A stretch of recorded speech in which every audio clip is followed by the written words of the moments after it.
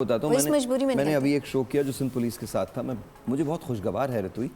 बहुत young kids, बड़ी अच्छी फैमिलीज के, और वो सिंध पुलिस में शामिल हुए। तो ये तमाम एक शिफ्ट है जो आया है, ये शिफ्ट है जो आया है। अब पहले एक बाप होता था, वो कहता नहीं मेरी बेटी काम नहीं करेगी। अब बाप बड़े फख्र से कहता है मेरी बेटी काम कर रही है।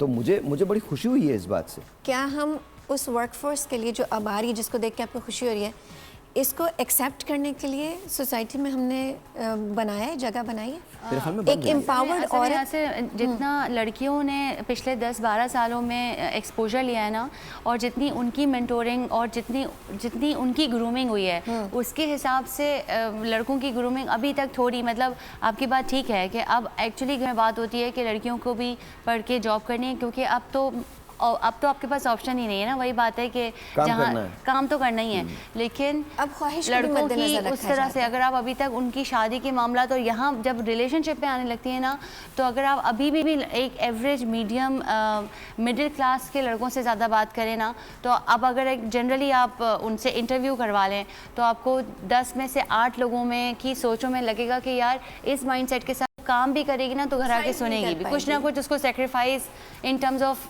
साइकोलॉजिकल प्रेशर उस पर रहेगा, क्योंकि शायद हम। अच्छा, वो प्रेशर क्या होगा? I just want to know क्या प्रेशर होगा। देखिए, अगर मैं आपको जनरल बात बताऊं, मैं एक ऐसे ऑर्गेनाइजेशन में काम करती हूँ जो ज़्यादा मेल ओरिएंटेड है। ठीक है, मैं ब्लेस्ड हूँ कि मेरे पार्टनर के अंदर वो जो बात आप कर रही हो ना, इनसिक्योरिटी, बट शायद मैं उस लीग से बिलोंग नहीं करती जिस लीग की, मतलब वहाँ पर नॉर्मली क्या बातें होती है। मैं आपको सिर्फ एक सच्चा वाकया कोट एंड कोट करूँ।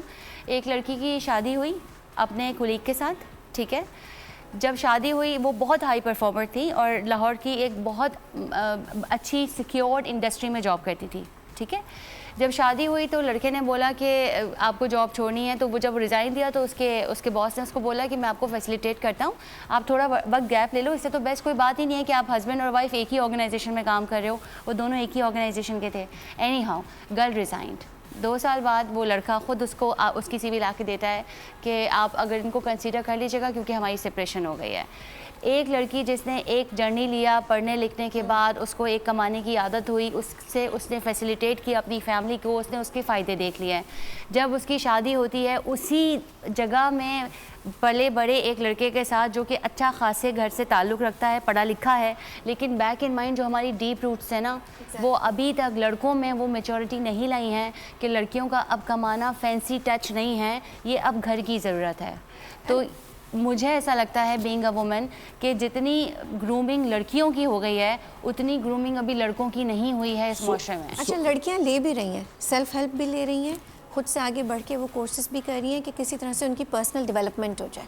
लड़कियां एक्टिवली इन्वेस्ट कर रही हैं। Sahir, as a coach I can tell you, मेरे पास गर्ल्स ज़्यादा आती हैं इन्वेस्ट करने में, फीमेल्स ज़्यादा आती हैं। अच्छा, मैं with all due respect I don't agree with it, because मैं जिस पल्स के साथ काम करता हूँ, मैं तो शायद आप लोगों से भी ज़्यादा डीप रूटेड लोगों के अंदर बैठता उठता हूँ। मैं बिल्कुल agree no, I don't agree with it at all. I think मर्दों में जो एग्री विद द आइडिया, और यू डोंट एग्री कि लोग आ रहे हैं इस फील्ड? नहीं, लोग तो बिल्कुल आ रहे हैं, पर मर्दों में एक बहुत बड़ी तब्दीली आई है। ये आज जो आप देख रहे हो, इसके अंदर अगर आप डिस्क्रेडिट कर देंगे कि मर्दों का कोई हिस्सा ही नहीं है। डिस्क्रेडिट तो बिल्कुल नहीं कर सकते। मैं वैसे बता रहा हूँ। देखो, हमारा हस्बैंड, मेरा हस्बैंड भी है। नहीं, आपके हस्बैंड की बात नहीं कर, सो मेनी पीपल। मैं आपको वैसे बता रहा हूँ, मर्दों की सोच के अंदर एक बहुत बड़ा शिफ्ट आया तो है। वो इतना बड़ा शिफ्ट है जो आज से पहले मैंने नहीं देखा था। और ये ज्यादा शिफ्ट मैंने देखा है कोविड के बाद।